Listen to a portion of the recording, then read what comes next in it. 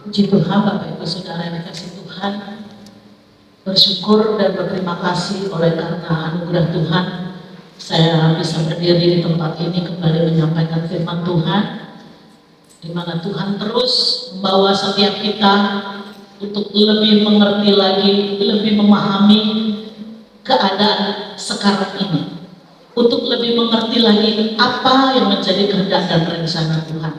Selalu itu yang Tuhan mau tekankan buat setiap kita. Akan ada banyak hal lain yang mungkin yang kadang kita nggak ngerti, kadang kita udah jalan, tapi apakah benar ini seperti yang Tuhan inginkan? Firman Tuhan pada pagi hari ini saya mengajak Bapak Ibu membacakan satu ayat yang sudah biasa kita bacakan, yang terambil di dalam Yeremia pasal yang ke-17 ayat yang ke-7. Untuk pertama pembacaan ini kita bangkit berdiri.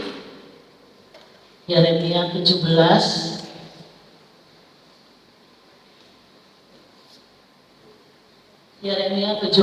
ayat yang ke-7.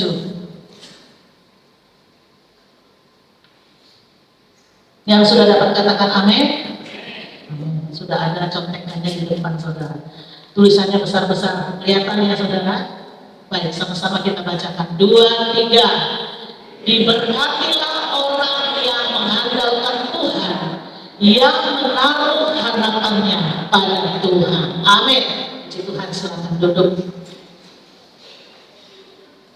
Saudara, saya percaya setiap kita pasti mau diberkati Tuhan. Amin. Nah, ada ayat sebelumnya, saya akan bacakan dulu di dalam Yeremia 17 ayat 5, dikatakan begini. Yeremia 17 ayat 5. Ada berkat, ada kutuk. Nah, diawali dengan peringatan akan kutuk dari Tuhan. Beginilah firman Tuhan. Terkutuklah orang yang mengandalkan manusia, yang mengandalkan kekuatannya sendiri, dan yang hatinya menjauh daripada Tuhan.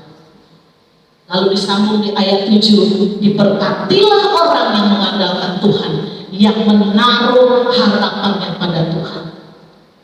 Saya tidak berfokus kepada kutuk, tapi saya berfokus kepada berkat yang Tuhan sedang siapkan bagi setiap kita. Amin. Tapi ini harus diingatkan saudara, harus saya sampaikan tentang kutuk ini. Ya, artinya kalau kita masih mengandalkan orang lain, mengandalkan situasi, mengandalkan keadaan, bahkan mengandalkan kekuatan kita sendiri, kita tidak dapat apa-apa. Bukan dapat berkat, tapi justru yang didapat adalah kutuk. Bahkan dikatakan ternyata orang yang mengandalkan manusia, yang mengandalkan kekuatannya sendiri adalah orang yang hatinya menjauh dari Tuhan. Lagu tadi jelas mengatakan hatinya itu harus melekat kepada Tuhan. Hatinya harus terus terkoneksi dengan Tuhan. Hatinya harus terus terhubung dengan Tuhan. Kalau mau diberkati. Kita akan baca di ayat 7 tadi. Diberkatilah orang yang mengandalkan Tuhan, yang menaruh harapannya pada Tuhan. Saya lihat ada dua kata yang sangat memberkati buat kita. Kalau kita baca, ada kata mengandalkan Tuhan. Yang kedua, menaruh harapan pada Tuhan. Saya akan coba kupas dengan cepat ya Bapak Ibu. Kadang saya kalau saking keenakan nyampaikan, kadang lupa waktu. Karena akan saya selingi dengan kesaksian-kesaksian. Saudara, dikata di dalam bahasa Ibrani, ya bahasa Ibrani, mengandalkan Tuhan itu adalah kata batach, B-A-T-A-C-H, batach. Kalau saya bilang Batak, nanti ya, itu suku itu ya. Ya, dalam bahasa Ibrani mengandalkan Tuhan adalah kata batach, B-A-T-A-C-H, yang artinya lebih yakin, lebih merasa aman, lebih percaya, dan lebih mempercayakan dirinya sepenuhnya hanya kepada Tuhan. Saya ulangi sekali lagi, mengandalkan Tuhan artinya lebih yakin, lebih merasa aman, lebih percaya, dan lebih mempercayakan dirinya sepenuhnya seluruhnya hanya kepada Tuhan. Ada pengulangan kata lebih, lebih, lebih. Benar-benar kita bersandar, benar-benar kita hanya minta pertolongan hanya dari Tuhan. Ya, kalau hari-hari ini dunia sedang disetting, dunia sedang dibuat segala sesuatunya serba mudah, serba cepat. Hebat kan? Canggih, teknologi udah semakin canggih. Tujuannya apa? Biar masyarakat Indonesia itu menjalani aktivitas pekerjaan itu dengan lebih mudah dibanding zaman dulu. Soal transportasi, soal apa lagi? Ya, komunikasi itu udah canggih semua, saudara. Dulu kalau kita kemana-mana jalan kaki, paling andalannya tuh kalau nggak sepeda, beca. Sekarang beca udah nggak ada. Sepeda pun paling hanya untuk olahraga doang. Yang diandalkan sekarang, kalau dulu saya pikir kalau di Pontianak minimal harus punya motor satu. Nah seperti itu. Walaupun ada kendaraan umum. Sekarang kendaraan umum nggak ada. Oh sekarang nggak cuma motor, harus punya mobil. Udah punya mobil satu, kayaknya nggak cukup, harus punya dua. Karena kebutuhan. Kita punya pekerjaan itu menuntut seperti itu. Semua dipermudah, semua disediakan. Bahkan komunikasi udah begitu canggih. Sampai namanya ada yang namanya internet. Ada yang namanya kuota data untuk kita terus bisa berhubungan. Kalau dulu komunikasi lewat apa? Lewat ini, surat. Iya kalau nyampe, kalau alamatnya nyasar, nggak nyampe. Ya zaman dulu pacaran pakai surat ya, betul apa ya? Dulu juga pakai surat-suratan. Waktu masih di sekolah kita, gimana menanya kabarnya? Nggak ada HP, nggak ada telepon, hanya dengan surat. Ya kan? Jadi ada surat cintanya. Saudara, karena dunia sekarang sudah semakin canggih, dipermudah. Bahkan sekarang kendaraan bukan lagi pakai bensin, tapi pakai apa saudara? Listrik. Nah, masalahnya begini saudara, ada plus minusnya kalau pakai listrik. Saudara bisa bayangkan kalau satu kali ke Indonesia tiba-tiba mati lampu. Kalau cuma 5 menit is okay. Kalau 5 jam, 5 hari, 5 minggu, 5 bulan, bisa hidup nggak? Nggak ada listrik. Tapi kalau di kampung, di desa-desa nggak pakai listrik, hidup tuh. Masih bisa hidup. Kalau di kota, nggak mungkin bisa hidup. Saudara, jangan terjebak dengan kondisi dunia sekarang ini. Semua mengandalkan yang namanya fasilitas. Semua mengandalkan apa namanya yang disediakan pemerintah. Hati-hati dengan kecanggihan dunia ini, saudara. Karena justru kalau kita tidak jaga itu, kita terjebak. Pada akhirnya kita mengandalkan apa, saudara? Mengandalkan manusia. Kecanggihan manusia. Tuhan itu kasih kepintaran buat manusia untuk berinovasi, membuat satu terobosan IT, komunikasi atau apalah segala yang canggih-canggih. Tapi kalau kita tidak jaga, kita tidak hati-hati, kita terjerumus, kita terikat dengan yang namanya internet, ya kan? Bahkan ada orang yang bilang gini, saya lebih kalau di gereja, saya lebih baik kehilangan Alkitab daripada kehilangan HP. Betul apa iya? Alasannya sih, datanya banyak. Saya juga pernah HP saya rusak, hilang datanya, masih bisa hidup tuh. Kok dipikir, waduh kalau HP hilang, data hilang, rasanya itu separuh nyawa hilang. Betul apa iya? Nah itu indikasi kalau hati kita itu sudah bukan melekat dengan Tuhan, melekat dengan dunia, saudara. Nah ini yang Tuhan ingatkan. Jangan kau mengandalkan dunia ini, jangan kau mengandalkan manusia. Itu artinya apa? Mengandalkan manusia. Mengandalkan dunia ini, saudara. Manusia yang menciptakan segala teknologi dengan kecanggihannya, kita mengandalkan itu. Gak ada motor, gak bisa kemana-mana. Sekarang ada mobil gak bisa jalan, saya masih bisa jalan. Masih bisa. Gak ada motor, gak ada mobil, ada vaksin. Yang penting ada duit aja sih. Tapi kalau kita ada duit, sabar, karena Tuhan adakan duitnya. Selalu ada jalan. Selama kita mau mengandalkan Tuhan. Amin, saudara.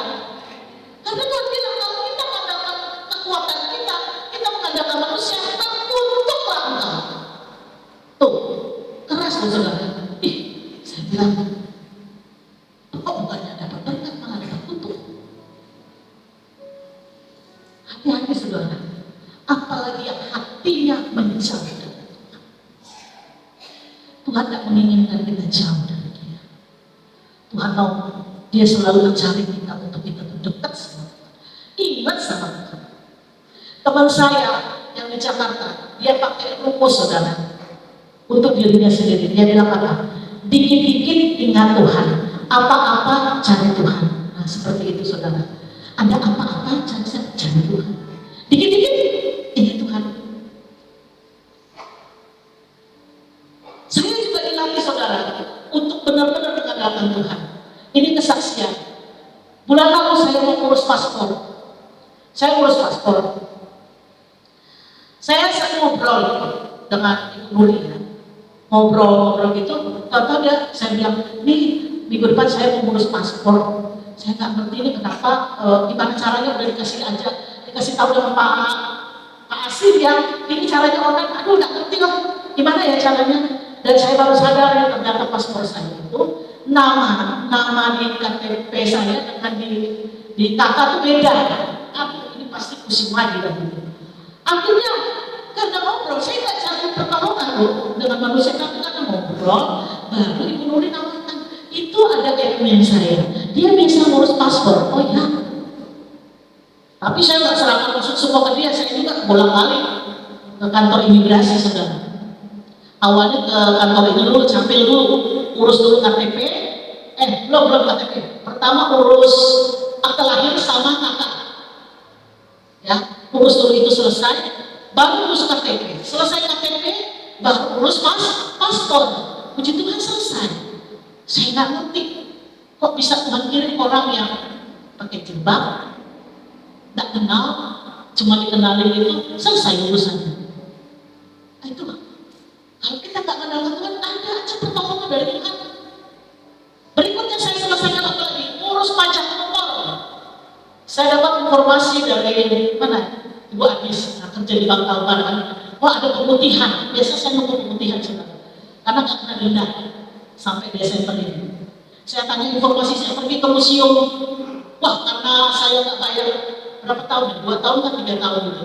Oh gini caranya, aduh berikut lagi harus ke Samsat lagi. Pakai kir gitu lagi segala macam kan bukan diklat juga. Aduh gimana ya? Lalu saya ngobrol dengan bapak ini. Nah ini sebelah kanannya Pak Purbo, cuma ngobrol. Saya nggak ngerti.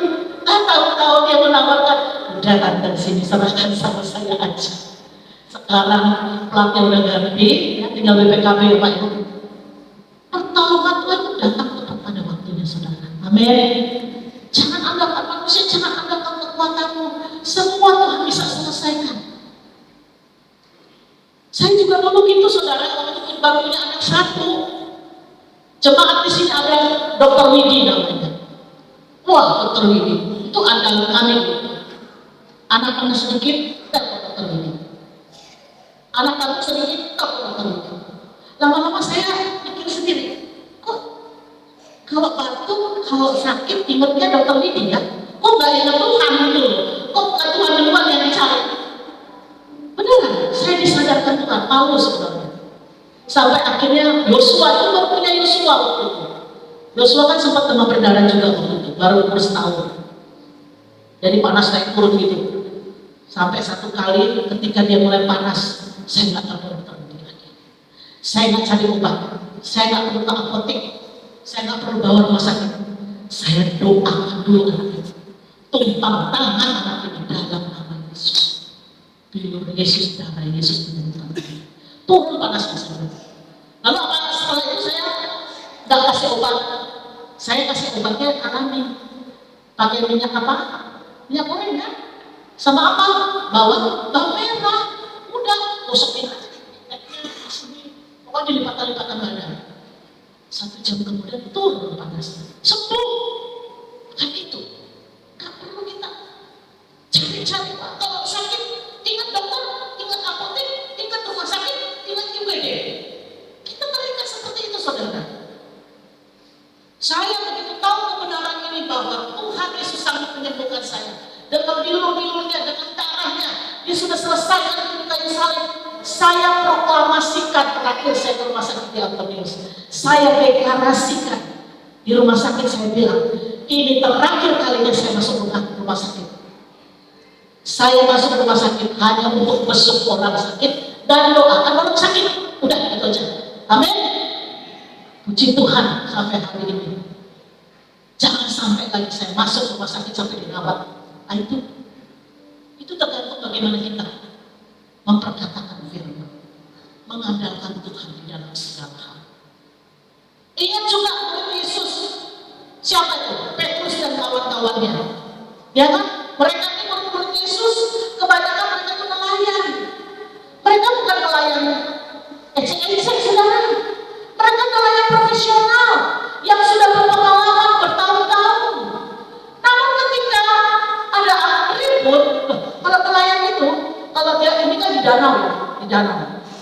Kalau mereka ngadepin angin ribut, angin sakal, angin badai, mereka tuh udah sigap gitu loh. Tahu caranya bagaimana untuk menghadapi badai. Tapi kali itu, ketika sekonyong-konyong datanglah angin ribut, di Alkitab tuh bilangnya angin ribut ya. Ada juga jenis angin satu namanya angin sakal. Saya cari apa tuh angin sakal? Angin sakal tuh dia bertiup melawan perahu. Jadi anginnya ke sana, perahunya mau ke sini. Jadi itu kita melawan angin itu luar biasa, kenceng banget. Nah saat itu ternyata mereka ketakutan. Waktu itu Yesus lagi ngapain? Lagi tidur di gurita. Yesus lagi tidur di gurita. Dia secara manusia dia lelah, saudara. Dia banyak layanan, dia capek, istirahat. Sampai akhirnya murid-murid sudah ketakutan. Karena apa? Air sudah masuk ke dalam perahu. Dan mereka berteriak memanggil Yesus, tolong kami. Yesus bangun begitu, dia cuma bilang, hai angin, diam, tenanglah. Langsung tenang, saudara. Saudara lihat, Petrus punya pengalaman puluhan tahun. Dia profesional. Dia tahu segala jenis angin. Dia tahu cara mengendalikan perahu. Tapi pada satu titik, dia menyerah. Dia ingat Tuhan. Ada loh Tuhan Yesus di perahu itu. Malah digangguin, saudara. Jangan pernah andalkan pengalaman saudara. Jangan pernah mengandalkan kemampuan saudara. Karena pada satu saat saudara akan nyerah dan akhirnya mencari Tuhan. Harusnya saudara pertama-tama mencari Tuhan dulu, baru berusaha. Ya, cari Tuhan dulu, dekat sama Tuhan dulu, maka berkat yang lain itu akan mengikuti kita. Ingat Matius 6 ayat 33, carilah dahulu kerajaan Allah dan kebenarannya, maka yang lain-lain, yang bonus-bonus lain itu, semuanya itu akan ditambah, plus. Nggak ada minus, nggak akan kita kekurangan. Amin. Seperti waktu Yesus, dia gambarkan seperti gembala yang baik. Mazmur 23. Dia akan membawa kita ke padang yang berumput hijau. Dia membawa kita kepada air yang tenang. Itu kalau dekat Tuhan, saudara. Tapi kalau saudara masih mengandalkan kekuatanmu, ya wes, okelah sendiri. Cari sendiri. Sekarang ini orang lagi butuh yang namanya koneksi, link, channel, relasi. Apalagi dunia bisnis itu penting banget. Jangan sampai kehilangan peluang untuk dapat cuan yang lebih besar. Seperti itu. Tapi kadang-kadang kita lupa link yang harus kita koneksi setiap saat 24 jam maksud apa? Koneksi dari surga. Amin. Terhubung tadi. Saya tahu lagu ini. Saya surprise juga lagunya dinyanyikan. Ku terhubung dengan langsung saudara. Kalau saudara kemana-mana selain bawa HP pasti sudah bawa apa? Charger ya. Ya kan? Nggak mau sampai HP-nya mati kan? Lah bagaimana dengan koneksi kita sama Tuhan? Nah itu urusan itu nanti lah. Yang penting di HP tidak boleh mati. HP tidak boleh mati ya. Dilarang keras. Apalagi pebisnis. Dilarang keras. Terus koneksi kita sama Tuhan gimana? Oh itu urusan nanti lah. Itu gampang lah.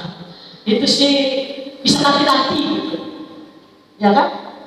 Betul lah ya sekarang. Nah ini peringatan juga buat saya. Kadang-kadang kita lebih mengandalkan ini daripada koneksi kita sama Tuhan. Itu jujur aja, memang seperti itu kondisinya. Kita tuh dibuat kayak apa ya? Kayak terikat, kemudian misalnya saudara nih ya, ada TikTok, IG atau apa, kalau saudara tekan love, klik itu segala sesuatu yang berhubungan dengan konten itu pasti kita akan lihat lagi terus kita, oh isinya ini semua ya, nah gitu. Itu karena dia linknya banyak, terkoneksi saudara. Nah saya berdoa hari-hari ini ketika saudara klik love Jesus, yang keluar saudara segala berkat dari surga. Amin. Berkat-berkat dari surga akan nyambung semuanya saudara. Berkat rohani, berkat jasmani, berkat masa depan, berkat keuangan, berkat rumah tangga, berkat pekerjaan, semua yang datangnya dari Tuhan dicurahkan buat saudara. Amin saudara. Saudara beri tepuk tangan dulu sama saya. Saudara pengalaman kayak gitu. Bisa tiba-tiba linknya ke sana kemari loh saudara. Dia nyari sendiri saudara. Nah kalau kita sudah terkoneksi dengan Tuhan, terhubung dengan Tuhan, koneksi itu bisa nyari sendiri. Kayak gitu. Saya kadang juga gitu ya, dengan orang nih contohnya. Kemarin ada ngobrol dengan Om Yopi, ini soal kawan rumah. Ngobrol-ngobrol, ada nyebut nama Ibu Hati. Ya kan? Tahu lah nama Ibu Hati kan? Ya saya kan kampanye di sini enggak. Dia kan anak Tuhan juga. Baru ngomong soal Ibu Hati, ketemu sama saya di Petrus. Ya ngobrol lah. Habis itu dia bilang, dia masih ingat, dia bilang gini, saya tuh tanggal lahirnya sama kayak Bu Ita. Tanggal 19 Oktober. Bu Ita tuh ngajak saya ngerayain Singkawang. Aduh saya kayaknya gak sempet, sibuk kan gitu. Oh iya ya, kemarin saya mau capai selamat ulang tahun ke Bu Hati. Terus saya tanya, pasangannya sama Bu? Oh ini Multi, ingat aja itu Multi. Ini cuma saya kasih tahu nomornya, saudara cari sendiri. Karena saya penetapannya di sini. Nggak lama, besok paginya saya olahraga sama teman-teman kawan. Selesai acara, selesai olahraga, saya dikasih kipas. Kipas Ibu Hati. Kok bisa sih? Temanya nyambung terus gitu. Baru saya ngomong Yopi, ketemu orangnya, besoknya dapat kipas. Kipas saja.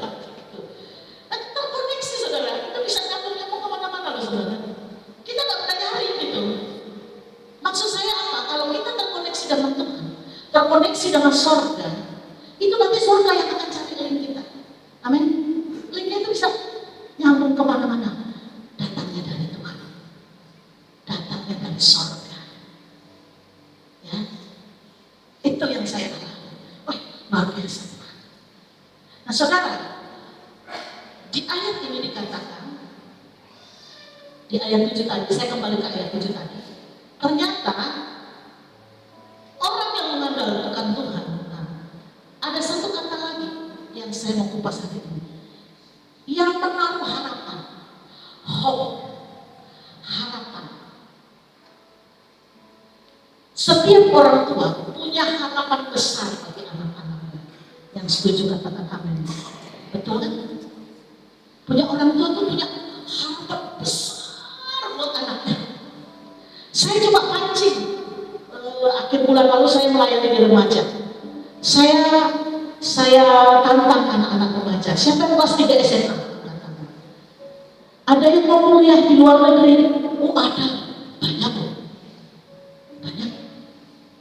Ada yang mau kuliah di Cina, itu 2 anak. Ada yang mau kuliah di Kanada, di Australia, di Korea. Kaget saya. Kok begini jauh-jauh amat, kenapa gak diundang aja saya? Saya surprise juga kan anak-anak ini. Luar biasa loh anak-anak remaja ini tajam gitu. Kenapa alasannya mau di Australia? Banyak teman bisa datang. Biasanya memang benar, Bapak Ibu. Di Australia itu banyak alumni SMA Immanuel. Jadi mereka tuh ada komunitasnya gitu. Suka ngajak-ngajak temennya kalau udah tamat, sini aja ke Australia. Jadi sekali udah nanya-nanya nih, Pak, udah ada temen aku yang ngajak-ngajak, nanti dulu berdoa dulu saya bilang. Ya kan seperti itu. Pastinya orang tua, sempat saya tanya ya, sama Ibu Mira, itu si anakku tuh mau ke luar negeri loh. Ya kalau ada duitnya tante, oh berdoa pasti ada duitnya. Amin, Bu Mira, amin. Perkara masa depan itu serahkan sama Tuhan, kita nggak tahu duitnya dari mana. Ya Bu Elis ya, kemarin juga ngobrol soal anaknya juga. Yang penting ada duitnya gitu kan. Ya duitnya dari Tuhan, nanti disediakan. Pak Hendy juga ya, amin. Itu mau ke Cina gitu. Nah. Nggak usah mikir duitnya dari mana.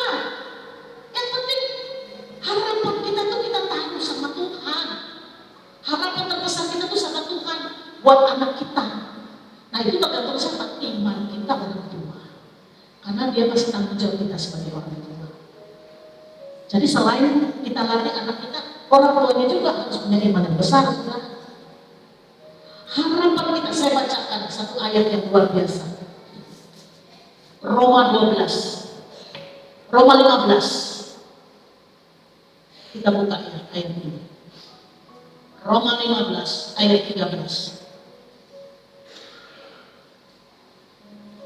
Roma 15 ayat 13. Semoga Allah sumber pengharapan memenuhi kamu dengan segala sukacita dan damai sejahtera dalam iman kamu, supaya oleh kekuatan Roh Kudus kamu berlimpah-limpah dalam pengharapan. Amin. Saudara, kadar pengharapan kita, level pengharapan kita itu mau sampai batas mana? Kalau sambal pedas itu ada levelnya, level 1 sampai 15. Saya ada beli sambal tumbuk itu ada level 10, ada level 15. Sekarang saya tanya, saudara, level pengharapanmu di dalam Tuhan itu levelnya berapa?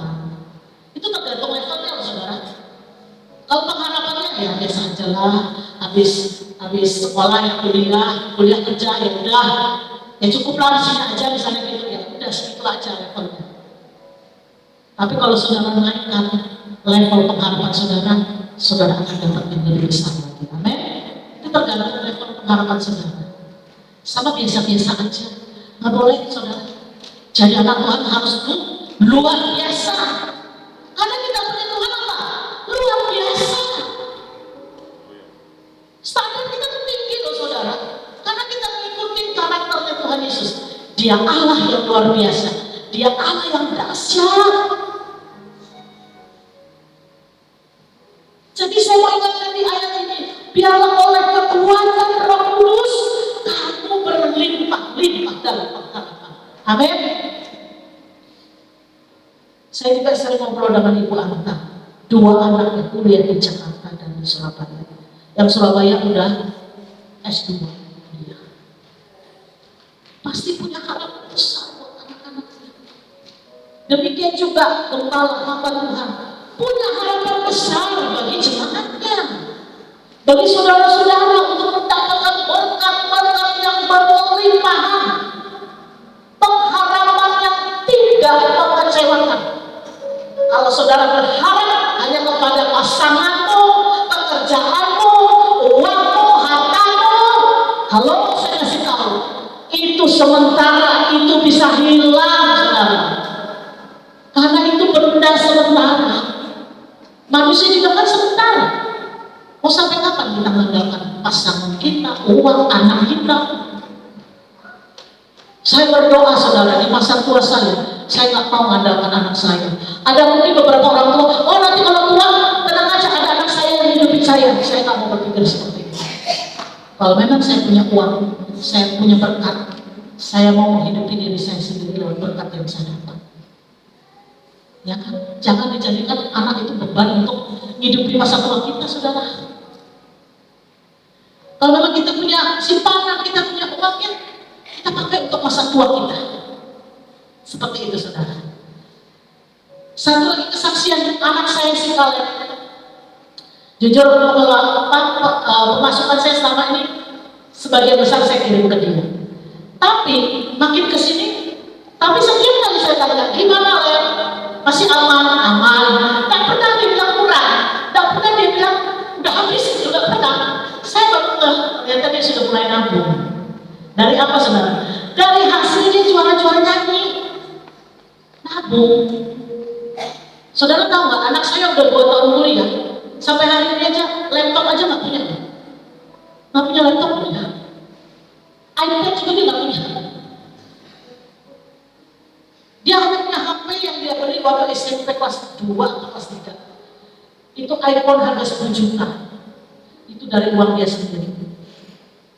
Kemarin papanya cuma nambahin 2 juta, 10 juta. Puji Tuhan masih bisa dipakai, saudara. Nah sekarang dia nabung itu mau beli laptop, saudara. Kuliahnya udah mau selesai baru mau beli laptop. Tapi bisa tuh dia kuliah nggak pakai laptop? Coba anak sekarang, anak SD aja harus pakai laptop kok. Bener nggak?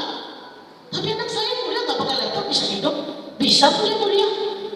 Ayo, saya juga pikir, mau belum beli motor atau beli laptop ya? Waktu itu bingung juga, ya sudah motor dulu lah. Yang penting dia masih bisa kerja juga kok pakai HP, masih bisa. Udah mau selesai mana tahun depan? Ya kan? Kalau orang sekarang kalau nggak ada laptop, nggak ada HP, dan sekuliah dan sekolah, saya bilang, buktinya anak saya nggak ada laptop, bisa tuh kuliah. Dan memang saya ajarin jangan mengandalkan mama ya, jangan mengandalkan mama loh, jangan mengandalkan manusia, jangan mengandalkan temanmu. Di Surabaya itu ada adik saya Moni, ada kakak saya Esther, dia nggak pernah minta sama tante sama punya, nggak pernah cari-cari minta bantuan enggak. Asli benar-benar dia mengandalkan Tuhan. Saya ngeri saudara, karena hari-hari ini banyak anak muda itu hopeless. Saudara tahu hopeless? Kehilangan pengharapan. Yang jauh dari orang tua mungkin ya, ada yang merantau. Bahkan yang orang tuanya ada sama mereka pun kadang-kadang mereka juga hopeless. Karena ini berita, baru saya dengar 2 minggu lalu. Kalian cerita, ada mahasiswa Universitas Petra bunuh diri loncat dari lantai 12 kalau nggak salah. Hah? Universitas Kristen. Yang lebih mengejutkan lagi apa saudara? Yang bunuh diri ini anak gembala. Waduh, makin sedih hati saya. Orang tuanya ada loh. Orang tuanya tuh bikin kesaksian. Saya dengarkan di TikTok. Dalam kondisi muka yang udah hancur. Gak selamat, gak akan ada yang selamat kalau loncat dari lantai 12. Hopeless.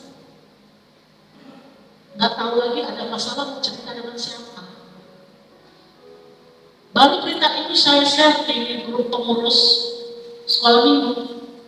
Ada lagi informasi anak mahasiswa di Semarang bunuh diri, ikat lehernya di kosnya. Anak Tuhan juga, Kristen, marga Silaga.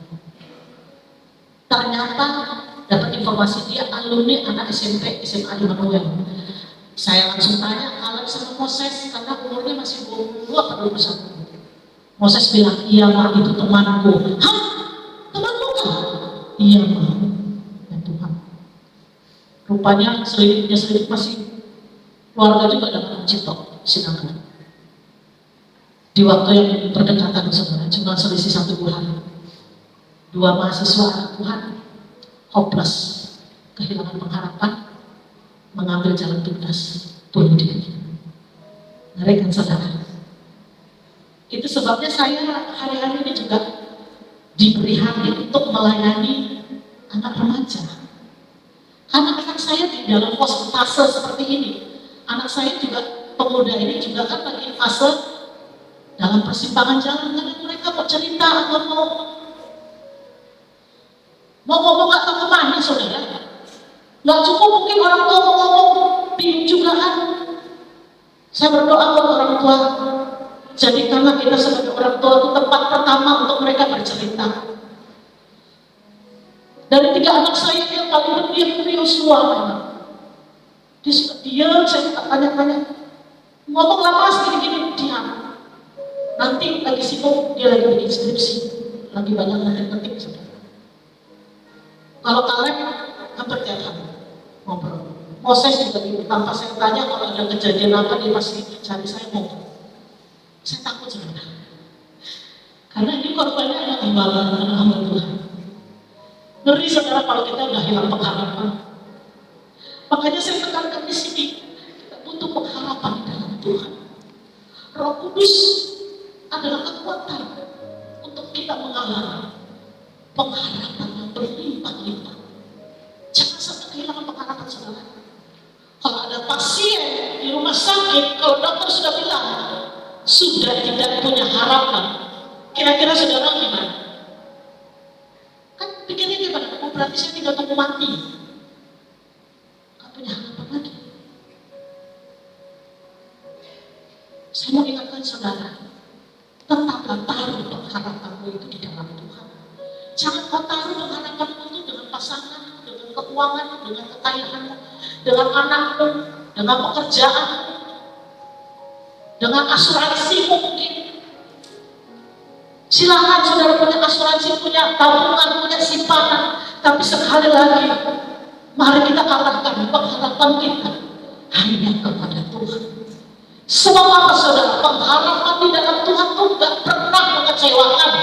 Amin.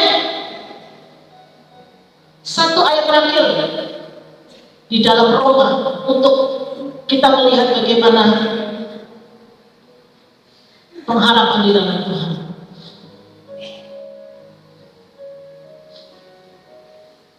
Kita buka di dalam Roma 5. Roma 5 ayat 1 sampai 5.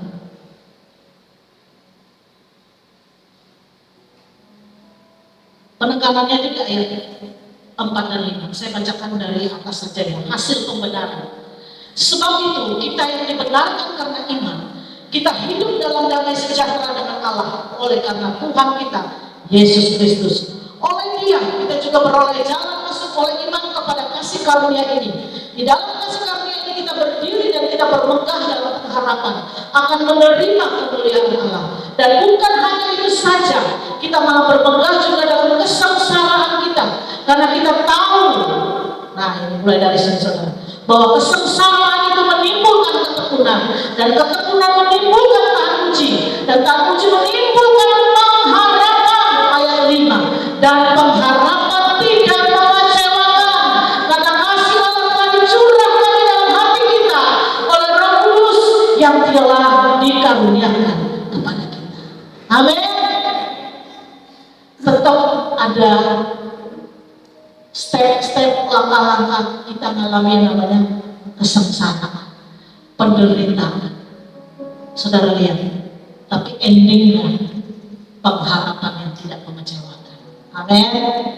Walaupun saudara sengsara hari-hari ini, saudara menderita, ada banyak ujian-ujian, ada banyak badai dalam hidup saudara, ada angin ribut, angin topan, angin sakal, terlalu banyak yang saudara hadapi hari-hari. Saudara bertekunlah di dalam firman Tuhan, bertekunlah di dalam doa saudara, ya, bahwa kesengsaraan itu menimbulkan ketekunan. Bagaimana saudara mau bertekun? Harus mengalami kesengsaraan, harus mengalami penganiayaan, harus mengalami penderitaan, baru bisa bertekun. Kemudian apa? Dari ketekunan itu timbul yang namanya tahan uji. Tertempa, sudah terlatih mentalnya. Setelah tahan uji, barulah muncul yang namanya pengharapan. Pengharapan yang dikerjakan oleh Roh Kudus tidak akan membuat kita hilang pengharapan itu dalam hati kita, tapi justru berkat yang melimpah. Kalau Tuhan bilang apa? Sukacita damai sejahtera itu adalah bagian kita, pegang terus saudara. Biarpun ada kesengsaraan, jangan pernah kehilangan sukacita damai sejahtera, karena itu sudah disediakan buat kita. Amin. Disediakan Tuhan buat kita, sehingga pengharapan itu membangkitkan semangat kita untuk tetap melekat kepada Tuhan, untuk tetap terhubung sama Tuhan, untuk tetap kita mencari kehendak Tuhan. Saya berdoa di tempat ini Bapak Ibu Saudara, biar hati kita terus melekat kepada Tuhan. Terus kita andalkan firman Tuhan. Roh Kudus itu yang mengingatkan kita bersyukur, dan banyak bersyukur saudara. Level rasa syukur saudara-saudara tingkatkan lagi. Level rasa pengharapan saudara ditingkatkan lagi saudara. Level pengharapan bahkan mengandalkan Tuhan itu saudara tingkatkan lagi. Karena di situ ayatnya dikatakan lebih, tambahkan lagi saudara. Tambahkan lagi. Kalau saudara masih kurang, tambah saudara. Karena yang tahu itu saudara sama Tuhan. Orang lain nggak tahu, pasangan itu belum tentu tahu level pengharapan saudara. Orang tua pun belum tentu tahu. Anaknya itu berharap sama Tuhan itu sampai batas mana, nggak tahu saudara. Yang tahu itu hanya saudara dengan Tuhan. Mari kita koreksi. Tuhan tahu levelnya sampai di batas mana sih? Jangan-jangan level standar aja kita nggak bisa capai. Apalagi standar Tuhan, itu standarnya tinggi banget loh saudara. Karena ini perkara masuk surga atau neraka saudara. Urusannya kan kayak gitu. Emangnya segampang itu masuk surga? Ya kan gitu. Jadi ada ujian-ujian, ada penderitaan, ada kesengsaraan, ada ketekunan. Di dalam ketekunan ada pengharapan di dalam Tuhan. Puji Tuhan saudara, saya berbaca firman Tuhan. Semoga ini menjadi berkat buat setiap kita. Mari kita mau datang sama Tuhan. Kita mau angkat pujian kita. Satu-satunya yang ku andalkan.